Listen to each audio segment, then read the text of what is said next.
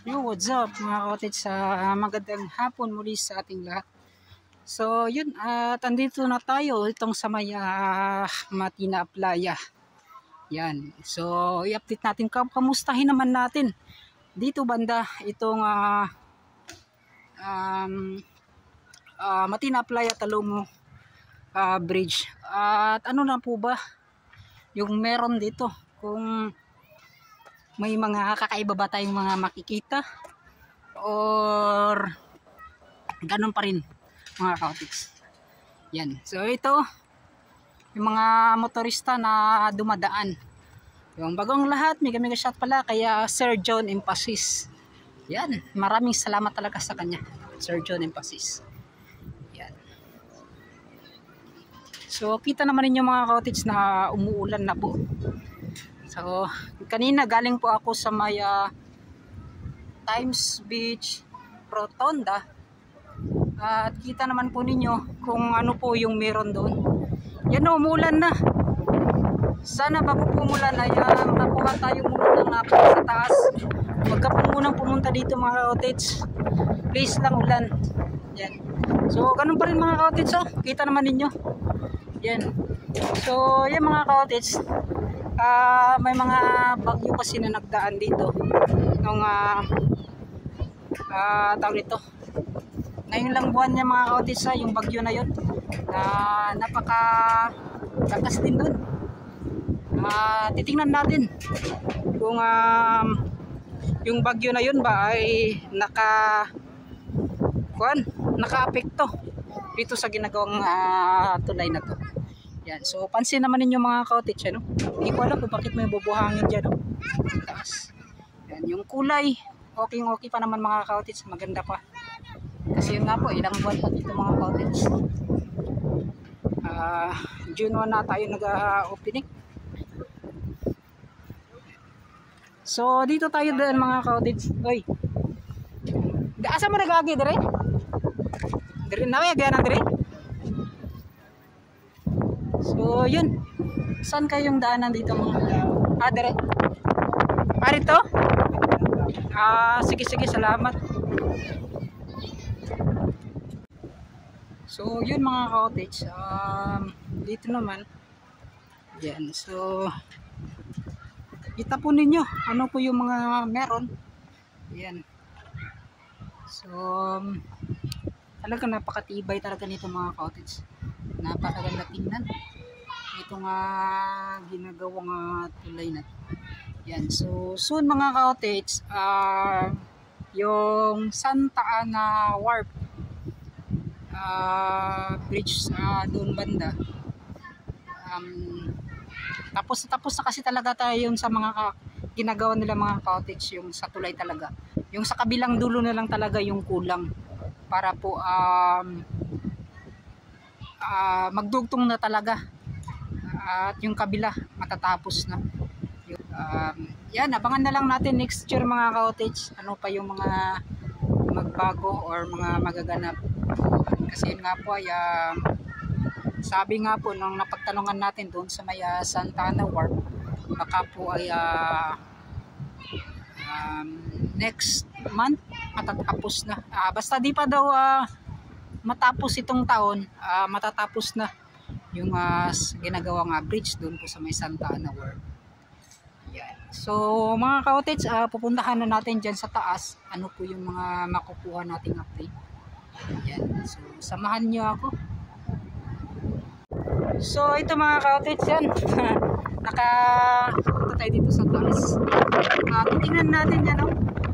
Huwag po muna ulan, at mag-update pa ako. Maya na po. So bibilisan natin, naabutan tayo ng ulan.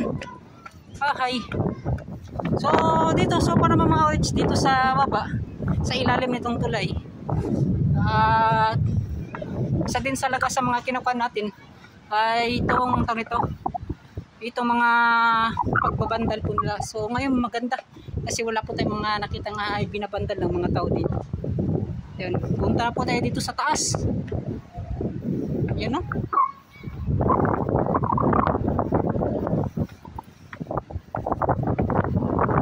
So ito na po mga cottage, dito tayo sa taas. Plus balik tayo dito. Yan. Napakatagal na rin mga ka-cottage, hindi tayo nakapagbalik dito, nakapag-update sa ginagawang bridge na to. Talomo Madina Playa Bridge. Yan.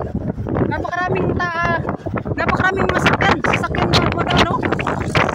Ano rin yun? At napakalakas ng hangin mga ka-cottage. Yuhu! Lumipit na yung parito, yung sombrero ko.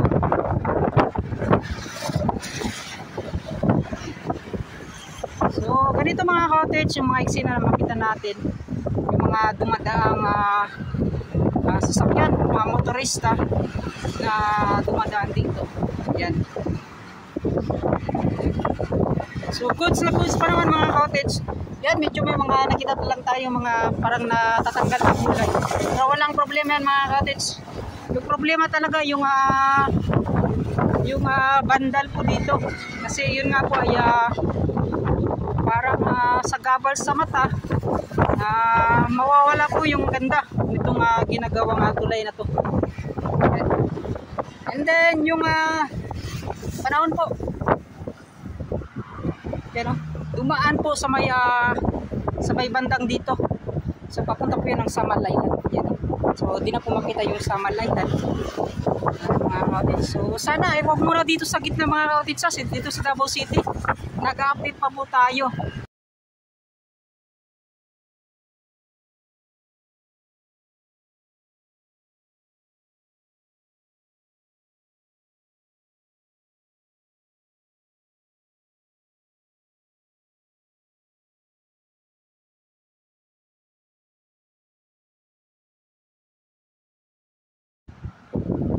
So goods na goods pa rin talaga mga cottage. Kung ano yung mga nakita natin nung unang pag-open nito, ganun pa rin ngayon. So malinis at maganda pa rin. So malaking tulong talaga sa mga motorista na nandito na dumadaan. Yan mga cottage. So akala nila siguro mga cottage, bilay silang napahinto. Akala siguro nila nag-aantaw nito yung check test ako. Di po vlog tayo mga cottage. Nakapingis ng takbo. So, parang speed limit ata mga 50 to 60 ata. Yung speed limit na pwede kang dumaan dito. So napakarami na. So yung ibang mga cottage ay kumpul-kumpul sa pagdaan.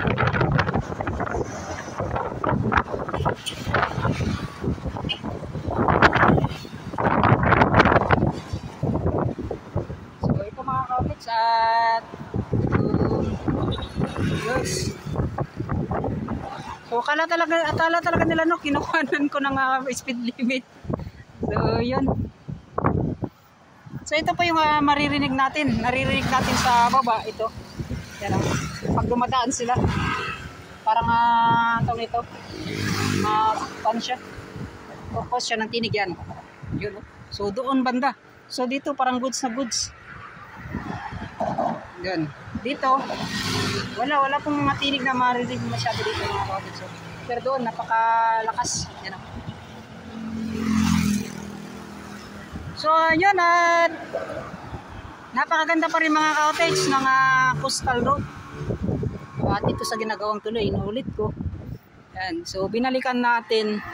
And then yung naman, tawag nito, yung kapaligiran naman, so okay pa rin mga cottage. Swerte na lang siguro kapag binabaha dito sa bago na Davao Coastal.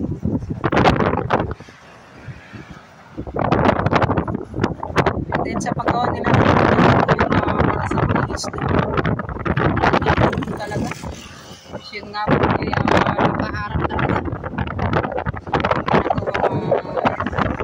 Dati konting access road yan po ng mga yung paggawa dito. Kasi tapos ngayon kanila na po ginawang harang na lang siguro mga ka-cottage para sa mga turista.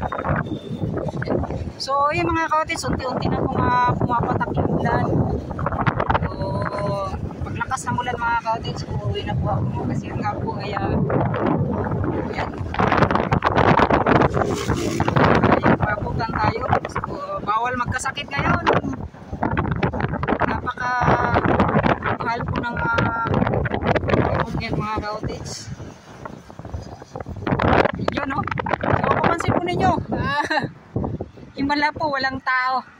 Dati-rati kapag pumunta tayo ngayong araw napakarami pong tao. Ngayon po ay wala po tayong mga makikitang tao dito. So yun. Sana po walang ito nga sa gens at mga ka-cottage, walang makikialam yan, walang makakuan kasi yun nga po, ito siguro yung ginagawa nilang pangkuan mga ka-cottage para sa ilaw. Itong generator na to para po mailawan itong sa Davao Coastal Road. Yan. Hindi pa kasi siguro ito nakakuan mga ka-cottage, nakakonekta sa Davao Light. Yan.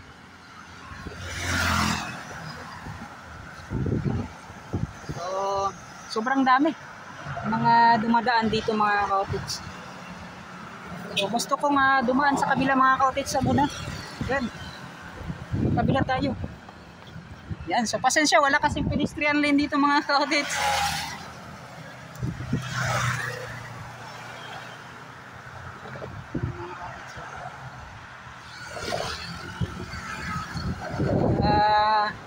Goods na goods pa rin. So sa lahat po ng mga motorista na nandito ay lagi po kayong mag-ingat. So sana po ay iwas disgrasya po tayo. Yan, dito sa itong lalo dito sa tulay na to. Yan. Kasi yun nga po kapag umuulan masyado pa itong makuantang ito. Masyado pang kumbaga danlog pa ba? Danlog pa kayo diri So mag-ingat po lahat po ng mga motorista na dumadaan sa kahabaan po ng ginagawang Davao Coastal Road. So ito na siguro yung order natin, no? Si Grab Food Panda. Yan. Ay, Grab Food Panda. Grab Food lang pala. Bakit may Food Panda? Yan. So yan mga ka-cottage at goods na goods pa rin dito. Lumipas po yung 3 buwan. Yan. Yun na nga po mga ka-cottage, yung ulan papunta na po talaga dito. Napipil na po natin yung ulan yan, no? Parang gusto na talaga tayong basain at papauuin mga ka-cottage. So yun, at maraming salamat sa lahat po ng mga nakatutok, nakasubaybay. Yun, so mega shoutout sa inyo. Nandito naman yan, no, sa Badjao community, ito nga Badjao village na nandito. Yan, so ganda rin naman mga ka-cottage. So, kita niyo yung pagka-plaster po, yung pagkaayos ng kanilang mga bahay. Yan, no, hanggang doon. So goods na goods talaga, kasi yun nga po kapag alam naman natin yung mga iba talaga yung pananaw naman ng mga tao. So yung iba, yung kalagayan na parang ang tawag nito, yung lalo sa mga nagsimula talaga sa mahirap. Alam nila yan yung buhay mahirap dati. So yun, kung ano lang po yung mga nakita ninyo, nasa sa inyo po yan mga ka-cottage. So ito, at ano pa ba yung mga update natin? Susunod na lang mga ka-cottage, magpi-fishing adventure na naman po ako muli. Kasi yun nga po ay pupunta po ako dyan sa may probinsya namin, sa may Samal Island. So titingnan natin ano po yung mga makukuhang content. At kukontent ko na rin yung mga buhay namin doon, yung bahay namin dati, yung mga kamag-anak or ano ba yung mga meron doon sa Samal Island, mga magagandang tanawin, mga yan. At soon, mga pangingisda, siyempre yung fishing adventure natin. So ito, maraming salamat at hanggang dito na lang mga ka-outets. Magpapaalam na po ako. Yan o, parang tinawag na po ni Haring Agila. Yung panahon siguro, kapag may ganyan talaga mga ka-outets, tabi na lang po. Sa pag may ganyan, may mga sinyalis talaga na may paparating na masamang panahon. So, sana wag naman po masyadong grabe. Yung normal na lang na ulan. Yan. So hanggang dito na lang mga ka-outets. Maraming salamat sa mga FWs natin dyan. Maraming salamat. At magpapaalam na po ako. At lagi pa kayong mag-ingat. Lagi po tayong mag-ingat. Yan. So, God bless. At hanggang dito lang. So, shoutout na isa upat kaboko. Yan, shoutout sir. Yan. So, antong diri na lang mga ka-outets. Yun. Bye na.